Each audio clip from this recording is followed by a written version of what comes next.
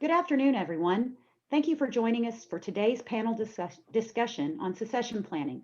Our session today is all about readiness strategies for your exit plan. My name is Lori Jamail. I'm on the marketing team with Weaver, and I'll be here throughout the webinar to support you with any questions. Before we get started, let me run through a few logistics. You are joined in listen-only mode, which means your microphone is on mute. We do want your participation. If you have questions, please type them in the question area. We have allotted time at the end of the panel for Q&A and look forward to addressing any of your queries at that time. If you would like to talk offline, the speaker's email addresses will be included in the slide deck, and you can reach us offline at any time. We're always happy to help. A copy of today's slides will be located in the chat box section of your Zoom control panel, and a recording of our webinar will be accessible on weaver.com within the next 24 hours. We are offering 1 CPE credit for today's session. If you are participating for CPE, please make sure you answer all 3 of our polling questions and remain active for at least 45 minutes. Additionally, you will be asked to complete an evaluation survey at the end of our event, and CPE certificates will be emailed in about 1 week. Now that the logistics are out of the way, we're ready to begin. I'm thrilled to tell you about a robust team of industry leaders on our panel this afternoon. Our session is moderated by Brad Jay, the partner in charge of Weaver's middle market manufacturing and distribution services. Brad has close to 3 decades of public accounting experience and has worked with numerous manufacturers, wholesalers, distributors, and retail entities in the span of his career. Without further ado, I'm going to hand the microphone to Brad to tell us about our panel and get us started. Thank you, Lori, and thank you everybody for joining us today. We're really excited to be with you and that you've decided to spend an hour with us today. We really appreciate your participation. As Lori mentioned, we really do encourage you to give us some questions and answers as we go through the session today. I think the topic we have on succession planning, readiness strategies for your exit plan is a really good one, and we've got some great panelists with us today. My name is Brad Jay, as Lori mentioned. I'm an assurance partner with the firm, and I oversee the firm's middle market manufacturing and distribution services group. I've been with the firm for roughly 27 years, primarily focused in this area. And wanted to just spend a few minutes just talking about Weaver in general, for those of you who may not be as familiar with the firm. We are a Texas-based firm. We are a small national firm. We have offices not only in Texas, but also Oklahoma, California, and New York. Close to 1,000 people in the firm, top 40 firm in the country in terms of size, and about 120 partners that span across all the different services that we have. So with that, I want to introduce each one of our moderators today. First is John Gorman. John's the managing director of Owner Resource Group. He has a little more than 25 years in corporate finance and private equity, has been involved with more than 50 businesses in a wide range of industries, and has served as an officer or a board member for 28 companies. Also with us is Brad Wallace. Brad is a partner at LKCM Headwater Investments. He primarily focuses on private equity investments for the firm. He currently serves as a board member for multiple companies and served for 2 years as a CFO for about a $200 million retail chain, where he was responsible for restructuring the business and integrating acquisitions. Also joining us today is Kurt Jeremy. Kurt leads Weaver's valuation services practice, has more than 2 decades of experience in valuation, mergers and acquisitions, corporate finance advisory, and private equity investments. With that, I'm going to turn it over to each one of our panelists to just give their self-introduction and maybe talk a little bit about each one of their firms. John, I'm going to turn it over to you first. Thank you. I appreciate the introduction, Brad. I mean, you covered it pretty well there, but you know, I'm one of the co-founders of the firm. Owner Resource Group's been around for 13 years, and we were really founded to work directly with business owners. And so, you know, what we really like to do is get to know businesses, get to know the business owners, and really help work with them to try and figure out how to grow and accelerate the growth of their companies. And so, you know, we've now been doing that for 13 years. We've done about $1.1 billion of transactions with companies to support their growth. You know, we really believe in kind of having a collaborative process. We're not kind of a group that goes in there and says, you know, you sell, we buy. We like to go into a situation where we can figure out how to be successful together. So, and that's why we're called Owner Resource Group. So who came up with that crazy name? Yeah, that's very creative. So yeah, appreciate that, John. Appreciate you being with us today. Thanks. I'll turn it over to you. Why don't you give us a little introduction about yourself? Yeah, so Brad Wallace with LKCM Headwater Investments. We're basically a $23 billion investment firm based in Fort Worth, Texas. I help, like Brad mentioned, I help run our investing effort, which is about a couple $2 billion of the firm. Been with the firm for about 16 years now and kind of help lead our team that invests in the lower middle market. Kind of what sets us apart a little bit is that we're not an institutionally backed private equity firm like maybe is more traditional. We're largely in-house capital, so about a third of our capital is going to be, the firm, the affiliates, and also the investment team, and then we have the other 2/3 that's primarily made up of high net worth families. So we take a little bit of a different approach in terms of holding periods. We have flexibility to own businesses for a little bit longer. I wouldn't say that we take a family office mentality, but it is largely like a family office because when you're working for taxable families, that's kind of how you act and behave. Kind of like John, look, we take a collaborative approach. It's all about building companies, and we like to say that we like to leave businesses better than the way we found them. And so that's kind of the mantra that we live by. Excellent. Thank you, Brad. Appreciate you being with us as well today. Kurt, I'll turn it over to you. Sure. Thanks, Brad. As Brad mentioned, I'm Kurt Germany. I run the valuation services practice here at Weaver. I've been doing this for a long time, but I came to Weaver by way of the acquisition of a Texas-based boutique valuation and litigation consulting firm called HSSK. That happened almost 2 years ago. So our practice as it stands now is about 25 professionals. We're not in every Weaver office, but we're in many of them, including Dallas, Houston, Austin, LA, and now Oklahoma City. So we do just about everything in the world of valuation, but as it relates to the topic of the day, we provide valuation services that orbit around M&A transactions, both before and after. And that would include things like a pre-transaction valuation advisory, maybe like in a situation where a seller is looking for some validation against an unsolicited offer or indication of interest to buy their business, or they're looking for somebody who's doesn't necessarily have a financial interest in whether a deal gets done or not, to provide some valuation guidance. We also provide quality of earnings review. We do that both on the sell side and buy side. That's through a sister practice to valuation called Transaction Advisory. We also do some complex capital structure conversions to kind of clean things up before maybe taking a company out to market.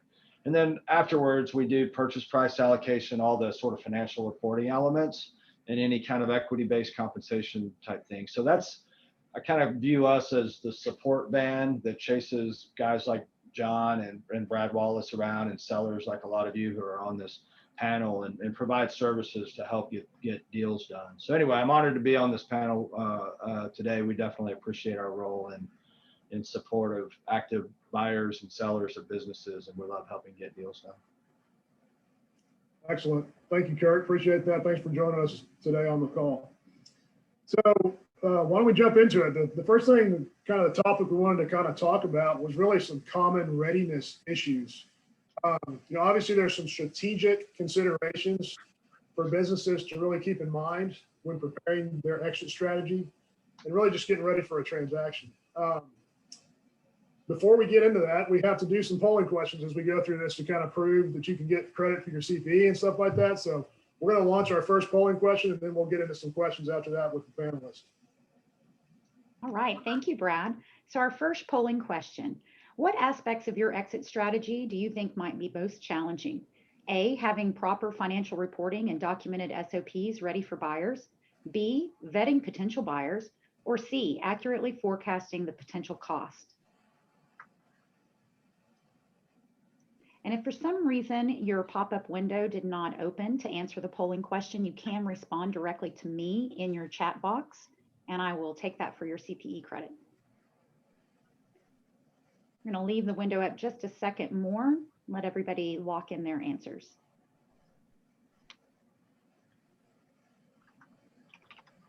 Okay, bye. Vetting potential buyers is the number one aspect that might be challenging to our audience.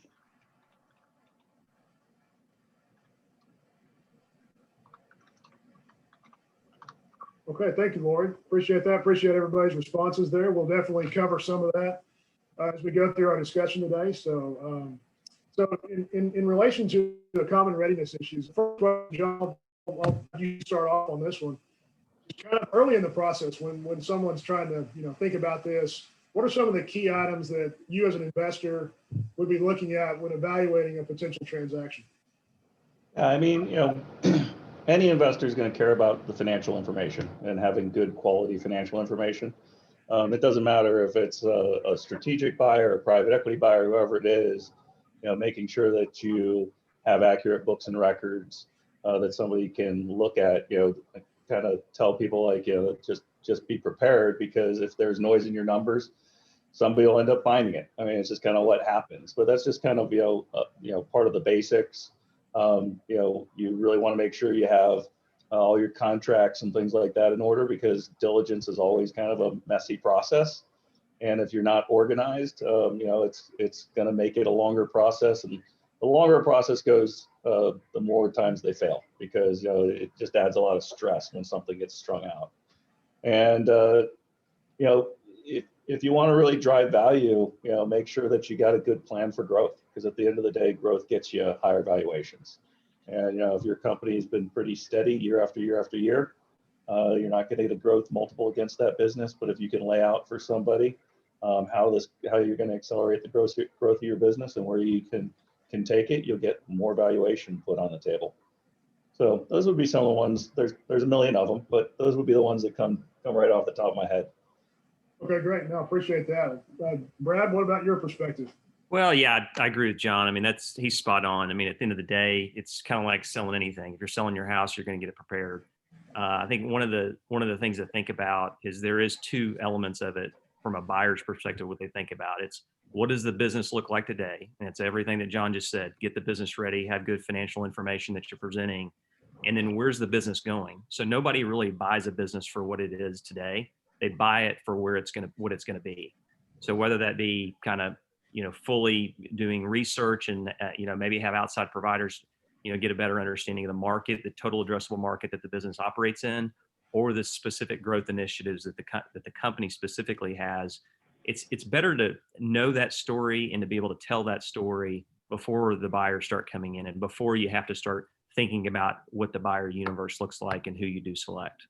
So I fully support everything John said, but it's basically getting your house in order before you go through the process. Right. No, I agree with that 100%. Kurt, what are you guys seeing from the more buy side, sell side on the valuation side of things?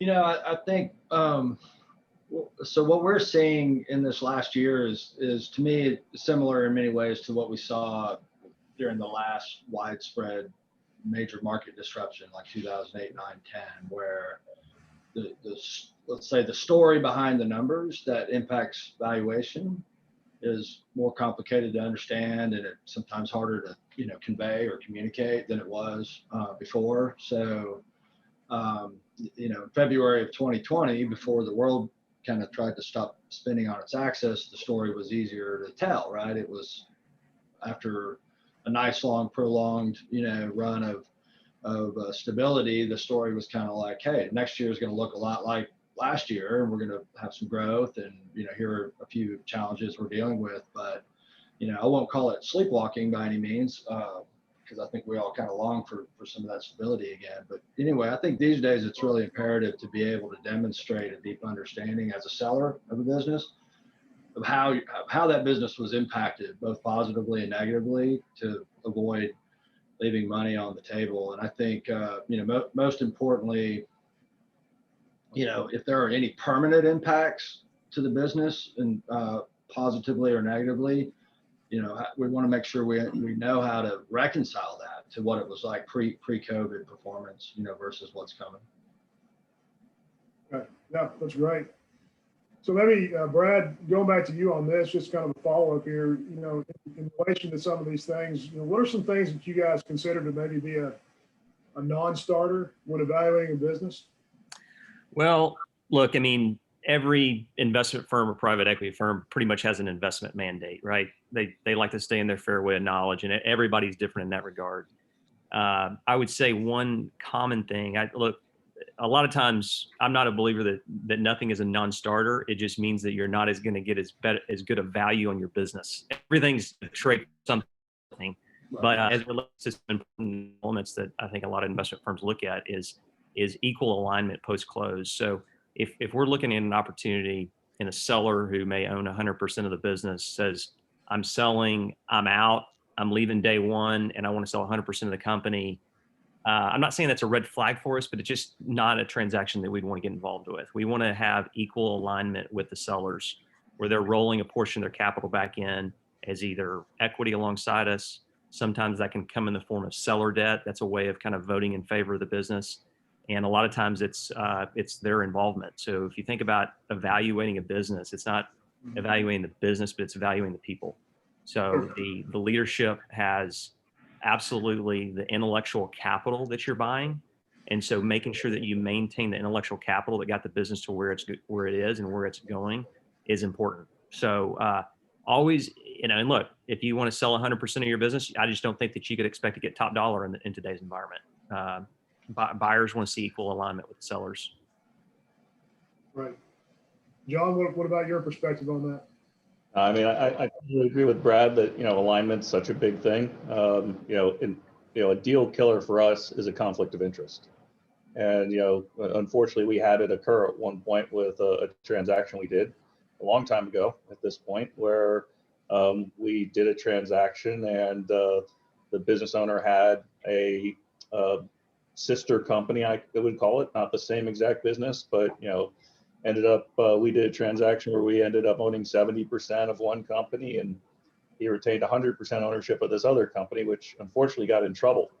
And when that company got in trouble, our CEO at the time spent all his time on the troubled company. And about 6 months later, when we realized our numbers were going down really badly, we found out that he's only been working at the other company for 6 months. And so, for us, it's a non-starter. It goes back to Brad's alignment. We're either in it together or not. And, to us, it's really who's going to be our partner.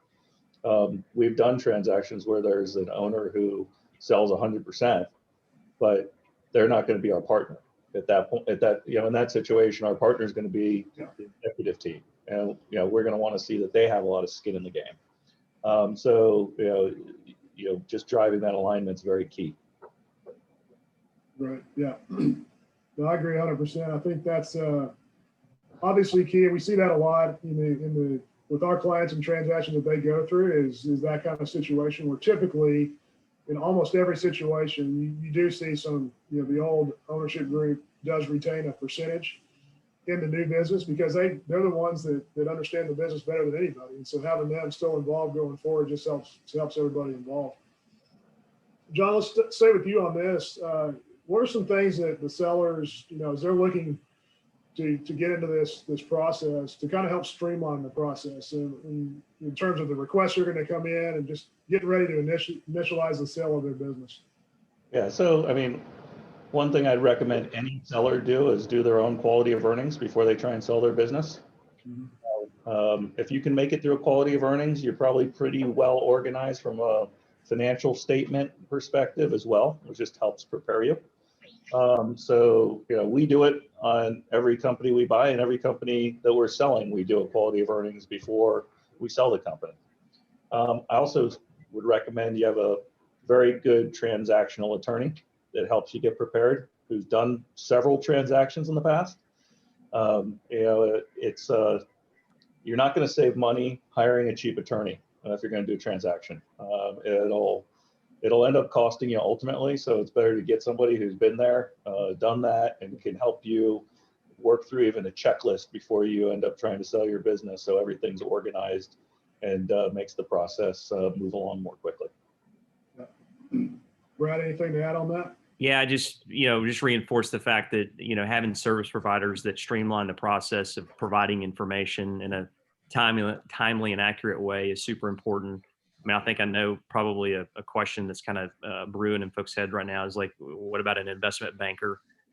Does an investment banker streamline a process? I mean, to the extent that you want to go to a broad set of audience, they sometimes do streamline that.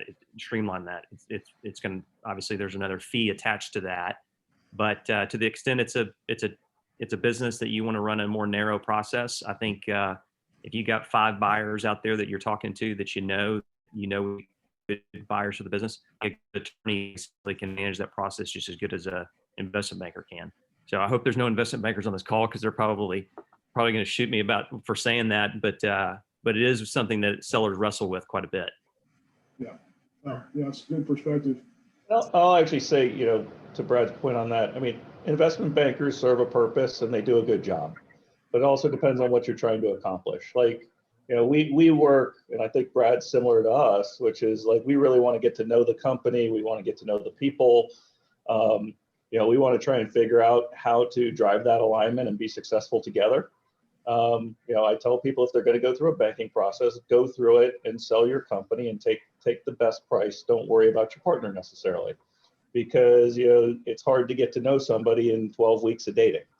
And we look at it as we're going to be your partner for 5 to 7 years. I know Brad even has a longer time horizon than that. That's a long time to be working with somebody, and so you want to make sure on the front end that you're going to work well together. Yeah, very, very important. So Brad, Jay, we have 2 Brads, so I have to. So, just to pile on a bit there. I mean, from my seat as a valuation professional, I mean, the standard kind of risk factors. If the original question that started this thread was, what are the non-starters, and the things that we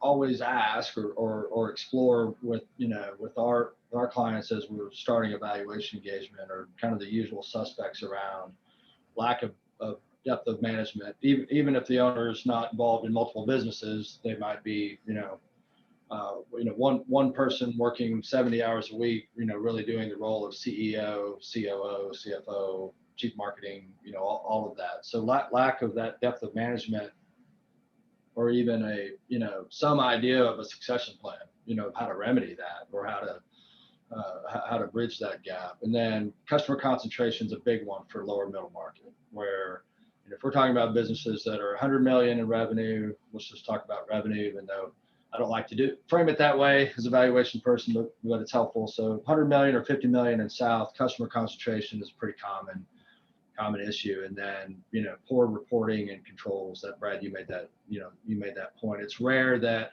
companies of that size have a super strong CFO who can just, produce a good dashboard of, key performance indicators and all of that. So, we get into that obviously when we're trying to provide insight. Like, if you think about those cases where we get called in to do pre-transaction planning, if somebody's 2 or 3 or 4 years out from doing a deal, and they just want to know what valuation is today, and kind of what are the things that are hurting them from a valuation standpoint, what are the things that are helping them maybe, and all of that. And so we get into that, but we kind of we have to rely on what those management teams or those owners tell us, and we're not writing checks for at the end of our project. We're trying to get, so in other words, if they want to cheat on that test, they're only hurting themselves. So how do you guys, Brad, I heard you mention, or maybe John, it was you, said you've done 100% deal for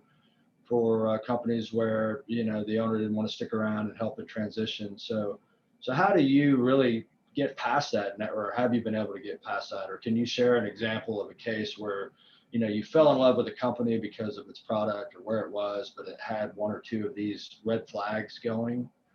How did you deal with that? Yeah, I mean, I could think of 2 situations. We did a transaction probably, I think it's 4 years ago at this point, and it had customer concentration, and that's a big red flag for us. Like, and this had one customer that was 40%, and that's kind of scary. So, one, it obviously impacted the valuation. I mean, just in fairness, I mean, that's you have customer concentration.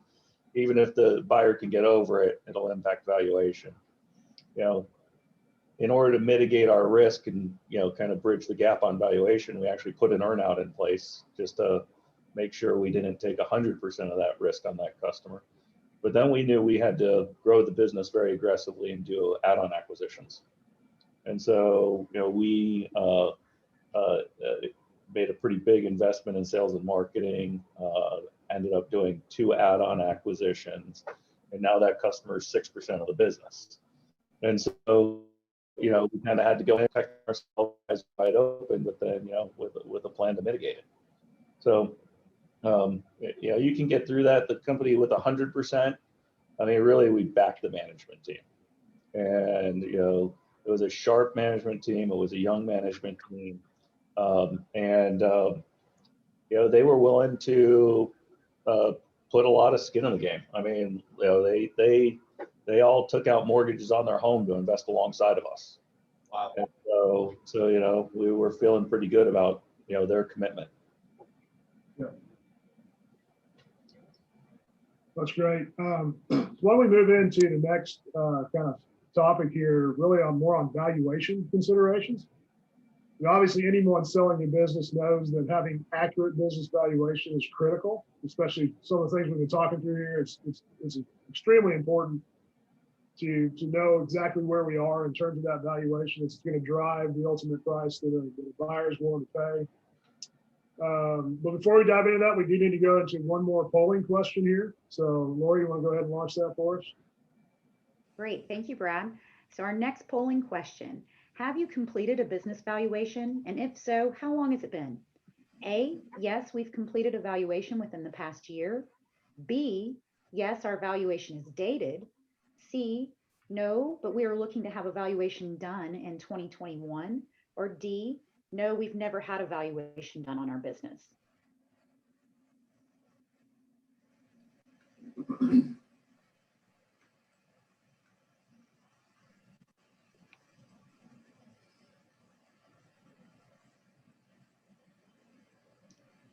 Let everybody get their answers locked in. Let's see where we're at. Wow, 57% of our audience has never had a valuation done on their business. Kurt's taking names. Yeah. Now's the time. Now's the time. Okay. Thank you, Lori. Thank you all for your responses there. Kurt, I'm going to start with you on this one as the valuation expert. So, you know, obviously, I think most people on this call, a lot of people on this call are familiar with the PPP loans, and that program that was around this last year. So obviously that's something that a lot of businesses have had impact them. Kurt, from a valuation perspective, how would those loans impact a company's valuation, if at all? Well, you know, it certainly is an important factor. When we were planning for this call and kind of kicking around ideas, you know, I thought it was a big deal. I put it out there to John and to Brad Wallace, and they kind of shrugged it off like, well, look, you know, we can get a deal done around that, and that makes a ton of sense. You know,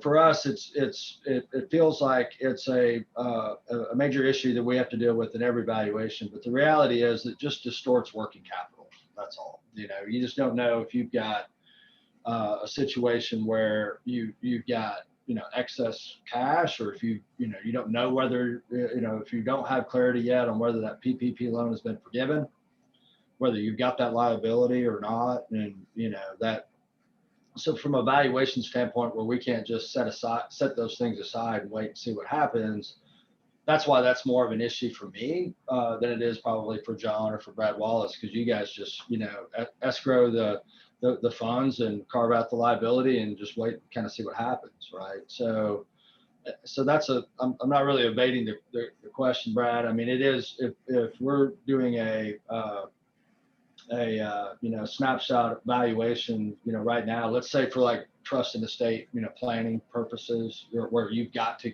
come down to one single point estimate of value that goes into, you know, gets stapled to the back of a gift tax return. You know, it really is a challenge. So maybe, but maybe it's not so much of a roadblock to getting you know, an actual M&A transaction done. So yeah, no, that's fair. That's fair. Brad, I know you kind of mentioned that you guys have seen this on a few of your deals in terms of maybe by the time the deal closed, the loan had not been forgiven yet. Talk to us a little bit about how you guys address that. Yeah, I've got maybe a real live example going on right now where there's a $3 million loan on the balance sheet. Sellers are fully expecting it to get forgiven, but it probably will not be forgiven at the time that we close. So how do you handle that? I mean, that could be a $3 million shift in value depending on where that's up. Fully expect it to get forgiven, but we'll escrow it. And wherever that ends up, the funds will come out of escrow once it ultimately gets settled. But the other impact it has is we are actually challenging the seller a little bit on the cost structure of the business through COVID. I think we're largely on the other side of COVID, but their cost structure kind of went up. And what their argument is, which is a great argument, is, well, it's largely people cost. And I had a PPP loan to cover that. And I couldn't fire these people because of the requirements of PPP. Had I not had PPP, I took a totally different approach on how I handled the cost structure. So, for companies that took on the loan, I mean, they had certain requirements that they had to live by. And I think buyers need to understand that, and sellers need to be able to communicate that to sellers as well, or to buyers, I'm sorry, yeah. Yeah, and I think we've, I had about 3 or 4 different situations here in the last year that clients had an exit that happened, either an acquisition or new private equity group coming in, but had the loan still sitting on their balance sheet. In the same situation you just described, where it was just placed in escrow, just, until it ultimately gets forgiven or not. And so those funds are there just to help satisfy that.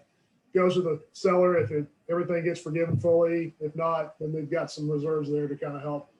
Yeah. Get the balance sheet. One other challenge we're faced with on that particular transaction is that we're going to be $3 million short on cash day one relative to what our sources and uses were.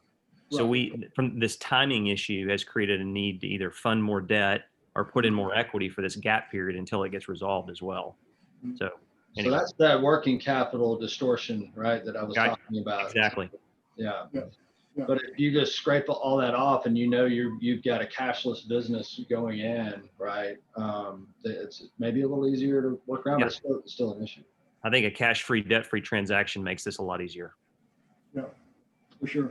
But doesn't it too, because if what we're saying also is, look, the PPP loans, I don't want to get political here, but they largely did what they were supposed to do, right? And was there some waste and some misallocation? Yes, of course, but they worked, by and large, and maybe I shouldn't have even floated that, but that's kind of what we've seen. But still, it doesn't mean that you don't have to unpack and understand, what things are going to look like for this business coming out of it, because there are some businesses that took down PPP loans and they qualified for it and they qualified for the forgiveness. Doesn't mean they've got a viable business or that the business is going to be as profitable as it was before COVID, right? And so you still have to sort through that. Yeah, no, absolutely. I think that's a good segue into our next kind of question here. And John, I'm going to start off with you on this. So, outside of the PPP stuff, which we've been talking about, obviously COVID has had an impact positively, negatively with a lot of businesses in the last year. So in terms of if a business had a valuation done maybe prior to the whole pandemic situation in the last couple of years, from your perspective, do you think those numbers would still be valid, or do you think it's more something they might need to, get an updated valuation as you're kind of evaluating everything in that process? I mean, I'd say it's probably not valid, but that's just because markets change, and if it's a couple of years old, it's going to be different as to what your valuation is going to be. I'd probably say the other thing that Brad's alluded to, which is really one of the bigger challenges, is really what's the business look like post-COVID, and so there's a lot of dynamics post-COVID that we're seeing. I mean, it could be the excess cost of freight for container ships, steel, rubber, plastic, labor. We actually have some call center based businesses, and when unemployment's at 3.2, 3.3%, you can't hire people. And so, there's a lot of trying to understand not just what happened to the business, but where the business is going, because it is a different environment. And that adds some complexity to, trying to forecast, trying to understand what's going on. And then making sure that you've got a good strategy once you close to help support the growth of the company. Yeah, for sure. Brad, what about you? I know you had mentioned in our previous talks that you'd seen some positives that had come out of that, and how to figure out how it was going to continue normalizing going forward, or if it was going to change. Yeah. So when you think about the post-COVID world, it's not only what negative impact happened to your business, but also what positive impact happened to the business. We've seen a lot of transactions recently from investment bankers on businesses that got a little bit of a windfall from the COVID environment. I mean, think about outdoor gear, camping gear, the kind of in the home consumer behaviors that we've seen over the last year. And there is a question as to whether those earnings are sustainable. So, some buyers give credit for that, some don't. I think it just largely depends on what the windfall came from and how it was developed. I mean, one example of that is PPE equipment. So that's a lot of that's going to be here to stay. Is 100% of it based on what we've seen last year? Probably not. So normalizing earnings right now is a little bit challenging. I would say that sellers are getting the credit for COVID add backs. So March, April, May, second and third quarter numbers last year, people aren't really looking at those for valuation purposes. It's more like, what is the kind of the real time earning stream of the business over the last couple of quarters, and maybe even the last few months, since we're largely on the other side of COVID. Right. Kurt, what about you? In working with some of our clients, or what you're seeing on the valuation side, is that consistent with what you're seeing as well? What's that? Just in terms of kind of some of the things in terms of what we're maybe excluding from some of the valuation stuff that you guys are doing. Yeah, I mean that's the challenge, because where we've had some businesses who have experienced abnormally either high revenues or low expenses, right? And so if you don't filter that view through what is going on, you could get some artificially high valuations. Same thing, same thing the other way, but I guess that seems to be a recurring theme for me today, kind of beating that same drum. But I mean, it really requires all the expertise we can muster in terms of bringing experience into the valuation process, having done this in periods of disruption before, where you've got a lot of uncertainty, and it really requires a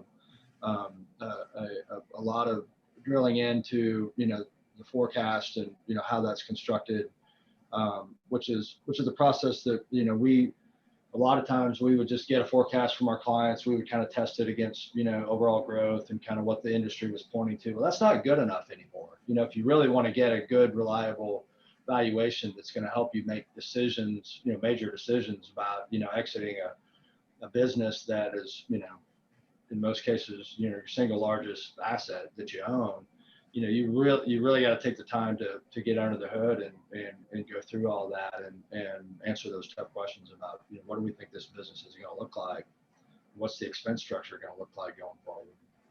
Yeah, not to pile on too much, but I think one thing that's important to note is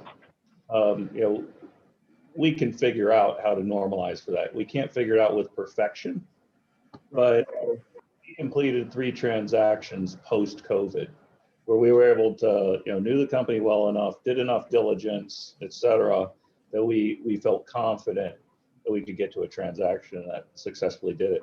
I will say right now, we have a company under LOI, and the inverse is happening. They weren't open enough and analytical enough about what their normalized earnings were. And, COVID probably had somewhere in the neighborhood of a 25 to 35% improvement on their earnings.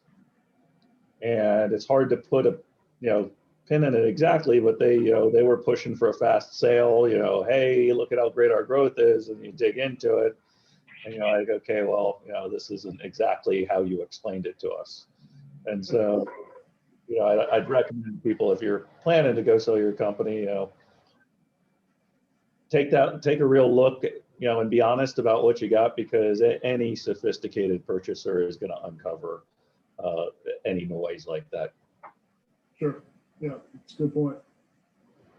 Let's move into some exit options. You know, there's obviously, you know, a lot of different ways to get a deal done.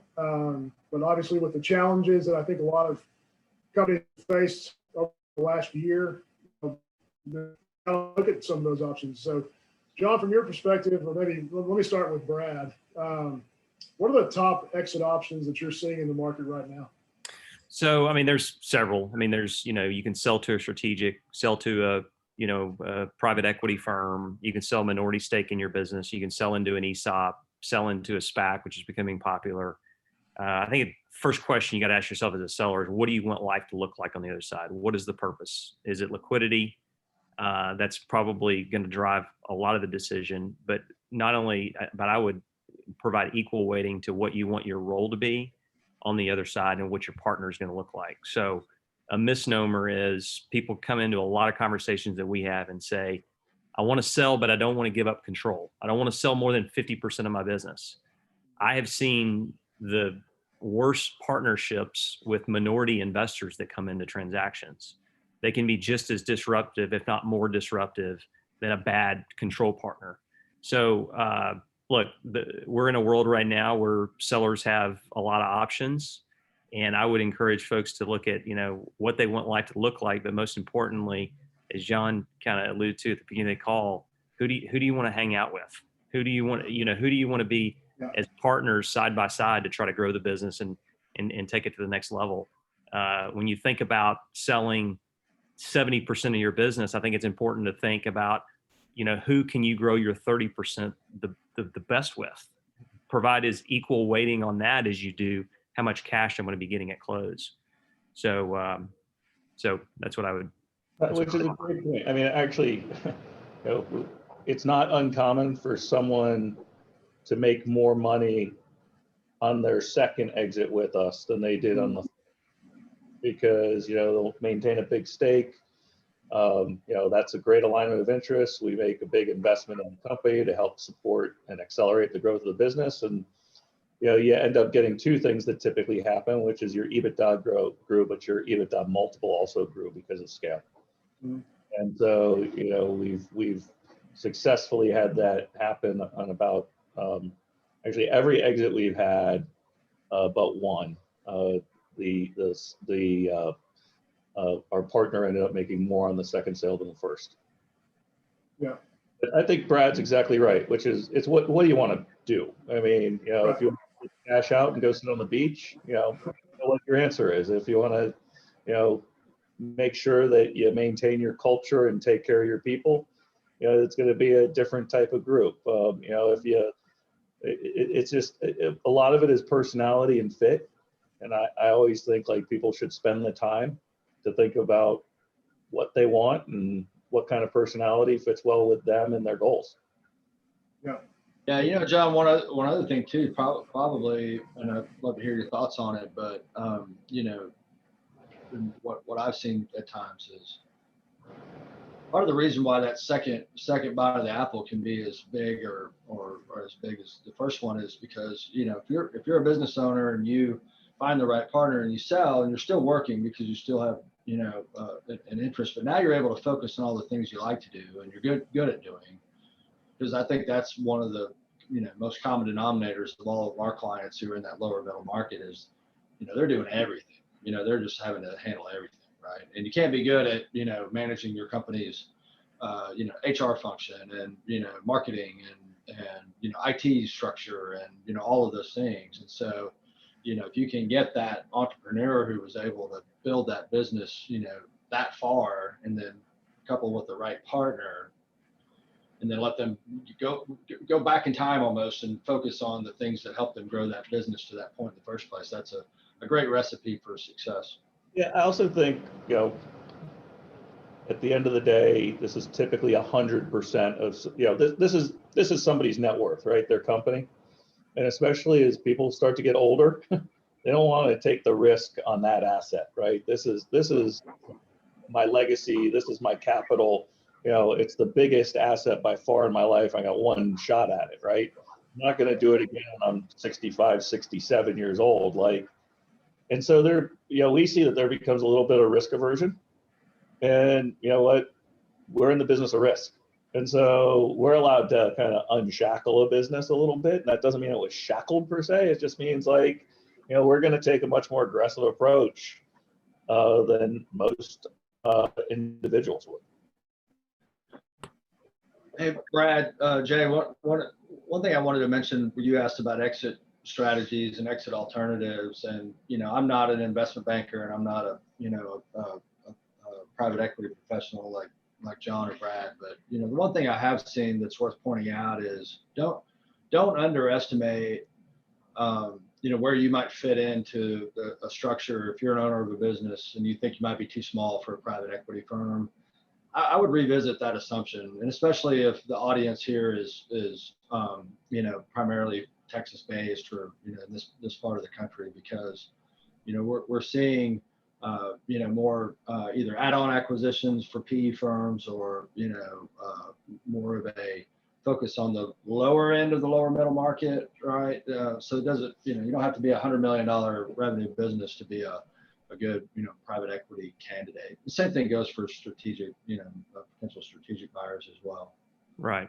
And one final point, Brad, if I have a second, and that is that when you think about what you want life to be on the other side, I think it's fair to think about that could potentially be a couple or 3 steps. So if you're rolling 30%, yes, you're going to have another exit, but building alignment with your buyer about what you want your life to look like. We've been in a lot of situations where sellers say, I will continue to lead the company, and I'm comfortable doing that. And I'm comfortable doing that for the next 5 years, but I want to build in a succession plan during our ownership so that we're set up when we sell in 5 to 7 years, that we have that set up and I can fully retire at that point. So I'll commit to being your leader when you own it, but I can't commit to being the leader for the next guy. I'd like to have that option, but I also like to build a succession plan during that. So it is your baby. It is a large part of your net worth a lot of times. But you maybe think about it as a couple of different transactions, not just one. Yeah. No, fantastic points. And I wanted to make sure we hit on that, because we are, I know in the dealings I have with my clients, as we're talking through these types of things, as they're looking for a potential exit down the road, is to not think it has to be a one-time event. It very well probably should be and could be a 2-time event. So you can have, and what we have seen, honestly, it's kind of what John and Brad alluded to, was that, that second exit can actually be more lucrative than the first. So it really just kind of depends on where you are in the life cycle of the business, where you are in your age, all that kind of stuff, just things to consider. John, one thing that I'd really like to get your perspective on is, from a structure perspective, is for you guys as a potential investor or buyer, what's more, what do you look at in terms of is it, an S corp versus a C corp, and kind of what are some of the positives that you look at in one of those types of structures, just from maybe more on a tax side of things? Yeah, I mean, we don't really care that much about a company structure at the end of the day. There's basically 2 types of transactions: an asset transaction, equity transaction, and we usually end up doing equity transactions, not asset transactions. It happens, but I think we've done 1 or 2 asset transactions in the history of the firm. So almost everything we do is equity based. C corps, we're fine as a C corp. We're fine with it. We've done C corps, LLCs, S corps, and limited partnerships as far as transactions. So we've been involved with all of them. From us, it's beneficial when there's not a C corp, and it is an LLC, an S corp, a limited partnership, because you could just get a goodwill benefit. But we don't. That doesn't drive a deal for us. At the end of the day, what drives the deal for us is the company, the opportunity with the company, and the team we're going to be partnering with. We'll figure out a way to get a transaction done around everything else. Right. Brad, what about you guys? I feel the same way. We're indifferent. We don't discriminate on size or structure of a company. Okay. Yep, it's good to know. All right, so we're up for another polling question here. Lori, you want to go ahead and launch that for us? Of course. Thanks, Brad.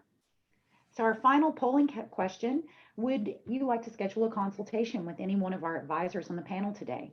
Yes, you're preparing to sell within the next 2 to 3 years.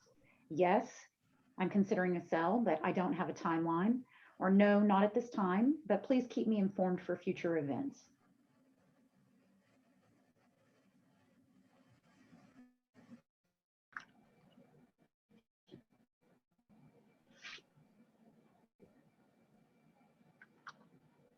All right, guys, we're going to go ahead and close this one out, and we'll let you guys wrap up.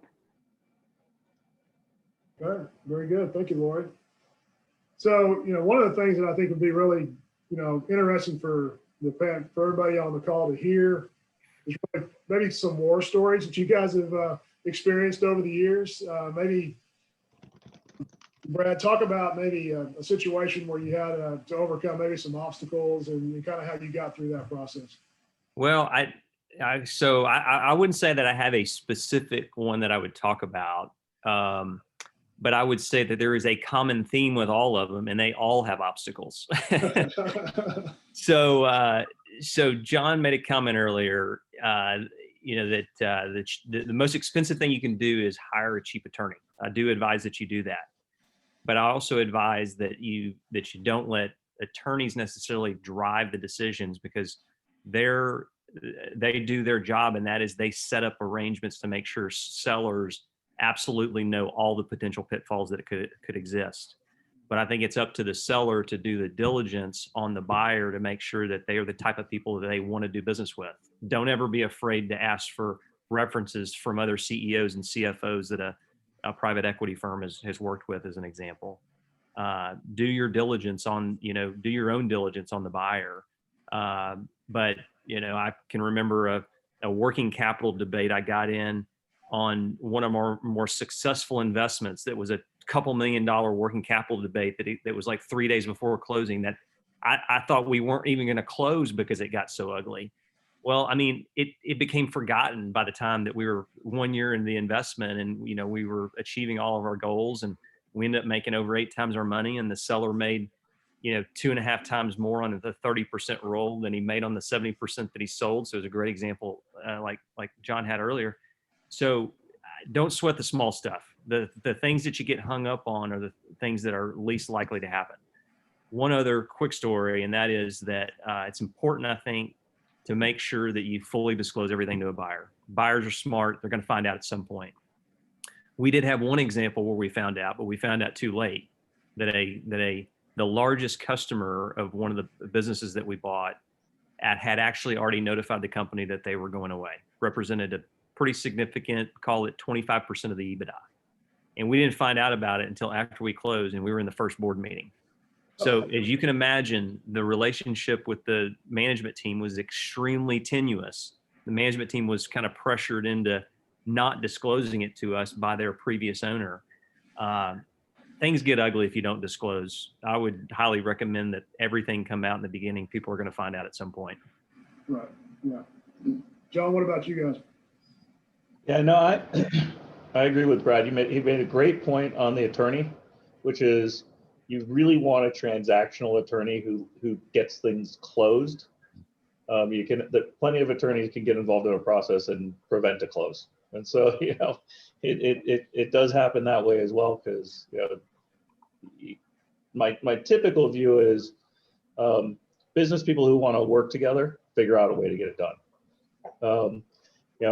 Kind of like Brad, we actually had a transaction that we closed, and then we ended up finding out that there was a subsidiary of the company we acquired that was losing $500,000 a year. We didn't even know about it until after close. Didn't show up on any schedules or anything, and then all of a sudden we're cleaning everything up, and all of a sudden we're like, okay, what is this company? Now, you know what? We were able to just figure that out. We just kind of figured out how to make it work. Post-close, it was an honest error at the end of the day. We did a post-close adjustment of the purchase price. We figured it out. It wasn't sneaky, but when people do things that are sneaky during a transaction, they typically get uncovered, and it usually kills the transaction because it's really kind of a breach of trust. It's like, is this going to be the partner I want to partner with? You disclose this important piece of information to us. I had a transaction where we ran into a pretty bad environmental problem. But we figured it out with the business owner, and it delayed everything a couple months, and we worked with the state, and we came up with a way to make sure we could still get the transaction done, and we worked through it. It was a heck of a surprise when it was like, okay, you know what, we have groundwater contamination under the facility we're buying. So, but once again, you can work through it if you want to work through it. And it's at the end of the day, I think most people understand what their value, what their company's worth. I mean, I think 20 years ago was probably a little bit different, but I think today, the buyer-seller view of value is going to be pretty close. I mean, almost no matter what. So then it really comes down to how do we work together. Yeah, no, that's, agree with that 100%. Okay, so we're down here to our last 4 or 5 minutes. Definitely wanted to open up some Q&A. Let's see if we've got some questions here that we want to try to answer. So one here, in terms of like vetting a buyer in the process, just to any of the panelists here on this one, how do you advise people who may have some non-qualified buyers that are kind of knocking at the door? You want to go, Brad? You want me to take it? Go for it, John. Yeah, I mean, listen, you can do a lot of diligence pretty easily. I mean, you could go to somebody like, or Brad and find out who somebody is. You could go Google them online and just see who they are. And, I'll be honest with you, if you go online and you got some solicitation from somebody and they don't have a website that looks professional or no website at all, you're probably dealing with somebody who's trying to create an opportunity for themselves, not a real transaction.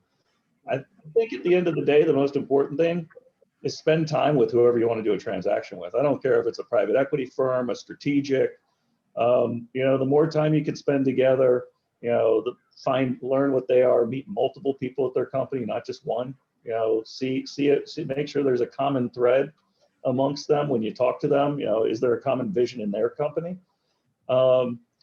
Makes a difference. And you should date a bit, because you'll kind of get to see the different flavors, because there's in private equity and strategics. I mean, there's a lot of different cultures there that exist, and finding the culture that fits for you and your organization takes some time. So I usually recommend people don't rush anything. Yeah, you're not selling a used car. If it's a good deal today, it'll be a good deal to look at 3 months from now or a year from now. Yeah. Brad, any final comments? No, I totally agree with all that. I mean, I think one of the things to keep in mind, there's character, and there's also quality, and there's also wherewithal. So I would validate that the capital is real, that there's committed capital behind the buyer. And look, all that can come out in diligence on the seller side for sure. Yeah. Okay. Well, we're right here at the end of our time together. I want to thank all of our panelists, John, Brad, and Kurt, for your time and your thoughts today. It was really insightful. Hopefully it was very helpful to everybody who attended. I want to thank everybody for attending. I'm going to turn it back over to Lori to kind of go over some just housekeeping things as we wrap up here. Thanks, Brad. And I want to echo your comments and thank everyone for attending. Again, here are our panelists' contact information. So if you have any questions you want to talk to them about offline, by all means, please reach out. Immediately following our event, you're going to be asked to complete a short survey. Please take a moment to provide your feedback. Not only is it required for your CPE credit, but we do rely on these insights to help us evaluate the effectiveness of our webinars. Once your survey is complete, the CPE certificates will be emailed in about 1 week. And I want to encourage you to visit us at weaver.com for this and future events. Any sessions that we have are available on demand, and you can download them at any time. Thank you all and have a great afternoon. Thanks, everybody. Thank you.